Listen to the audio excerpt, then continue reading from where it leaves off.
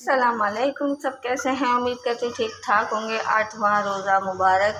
यहाँ पे मैंने थोड़े से कड़ी पत्ते ले लिए और 10-12 कलियाँ लहसुन के लिए बारीक चॉप कर लिया और साथ में मैंने लिया राई, चुटकी भर यूँ चुटकी से निकाल लो। और ज़ीरा भी मैंने इतना ही लिया।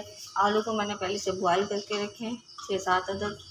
और यहाँ पे मैंने मिर्चों की जो चटनी बनाई हुई थी, मिर्ची की चटनी ली हुई और ये खट्टी चटनी मैंने साथ में ली हुई, नमक, लाल मिर्चें। वो बनाना स्टार्ट करते हैं।